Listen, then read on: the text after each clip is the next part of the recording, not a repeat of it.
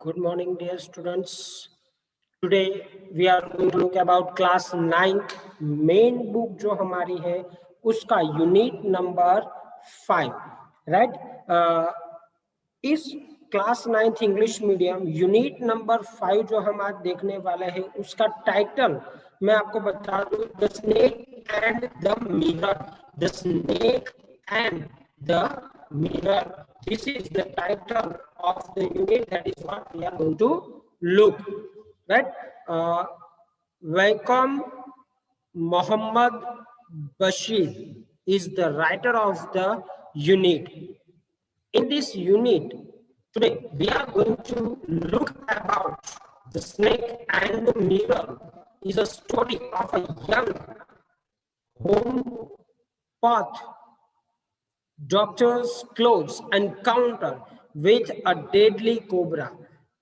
एक young doctor है जो उसका एनकाउंटर होता है एक कोबरा के साथ। एनकाउंटर का मतलब आमना सामना होना, राइट। एक कोबरा के साथ जब उनका आमना सामना होता है, इसके बारे में यहाँ पे इस स्टोरी हमें बताई गई है।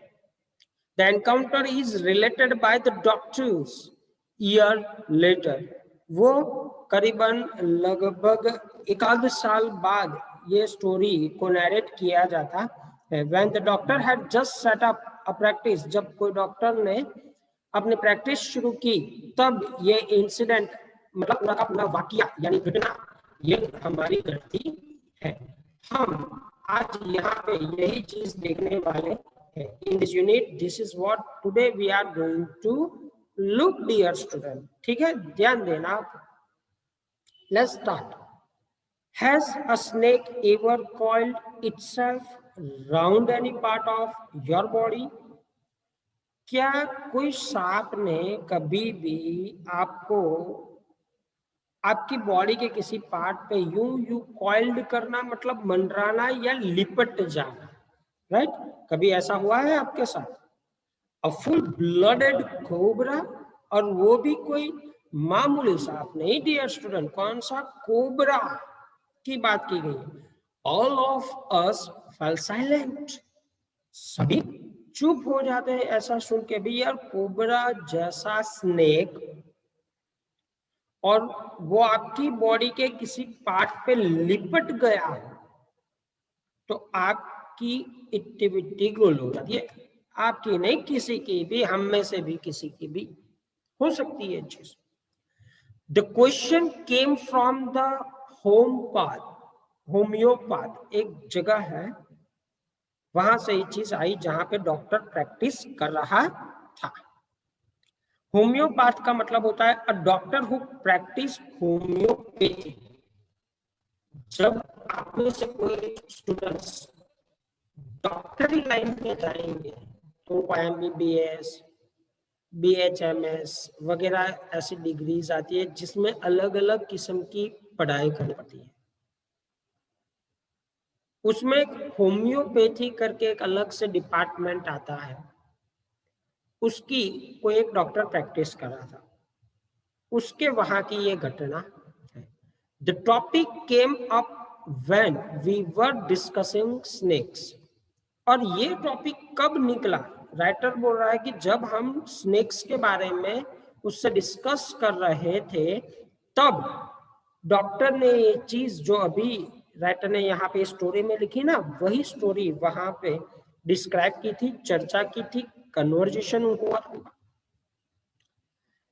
We listen attentively.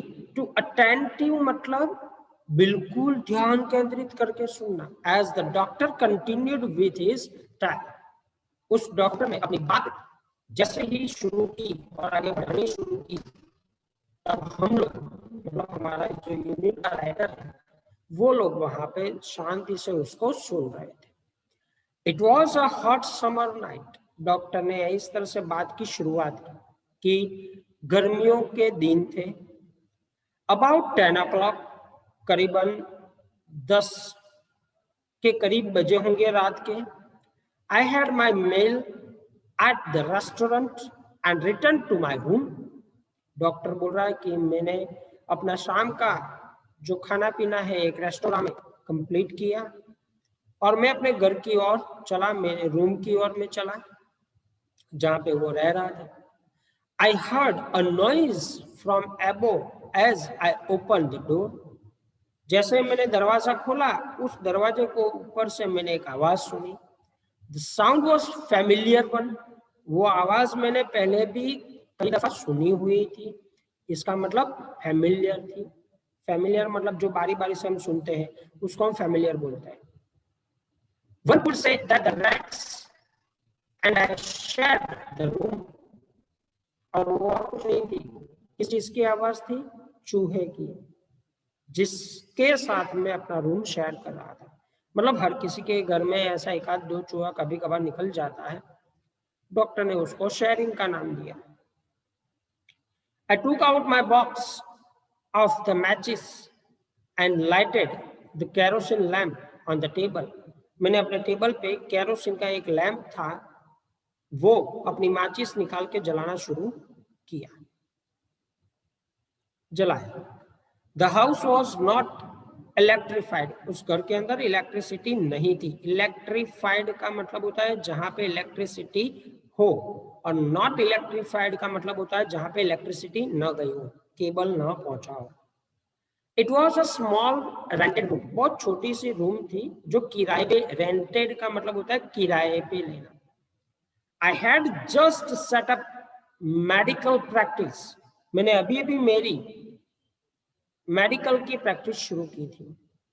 And my earnings were, मतलब मेरे जो पैसे कमाई थी बहुत कम थी।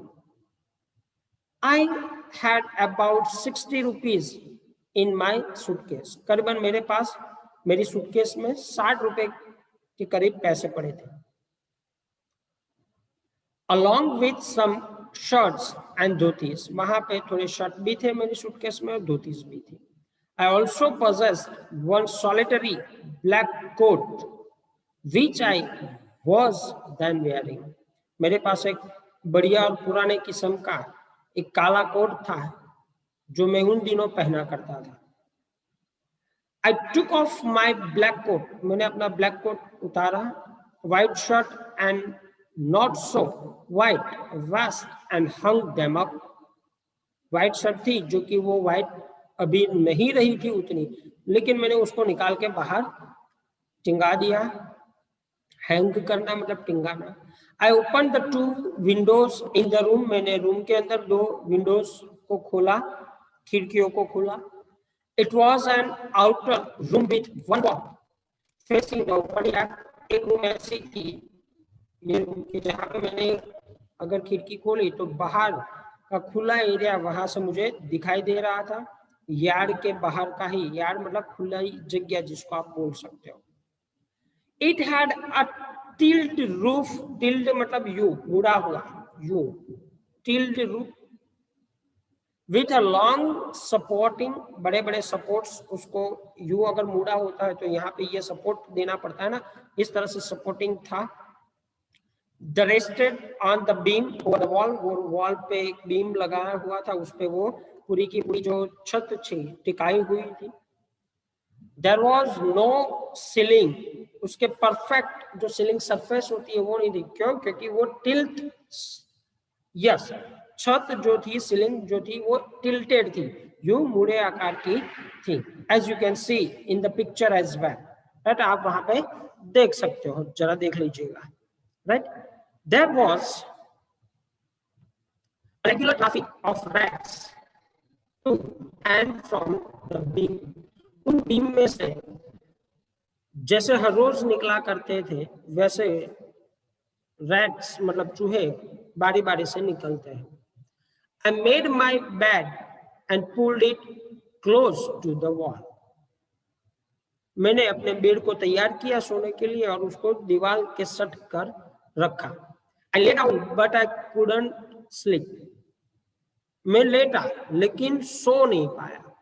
I got up, मैं वापस जागा and went out to the veranda for the little air. खुली हवा के लिए मैं वेरेंडा के अंदर गया, बाहर जो के पीछे पिछवाड़े में जो जगह होती है वहां। But wind god seemed to have taken time off. लेकिन ऐसा लगा था कि समर की नाइट थी, शाम को पवन आएगी, लेकिन जैसे भगवान के देवता ने, विंड गॉड, भगवान के देवता ने थोड़ी देर के लिए आराम करना सोचा हो। मतलब पवन बाहर बिल्कुल नहीं थी, हवा बिल्कुल नहीं बह रही थी।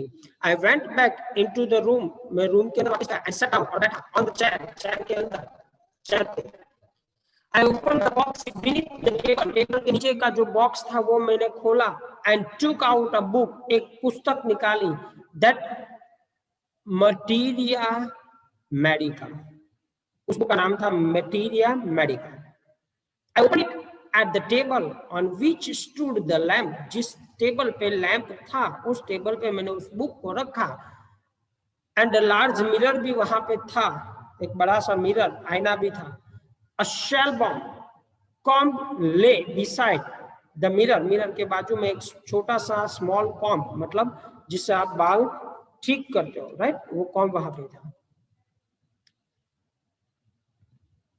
On feels tempted to look into a mirror when it is near one, जब वो मिरर हमारे पास होता है, जब लुक देखने की बात आती है, तब एक नजर हमेशा वहां पे चली जाती है हमारी।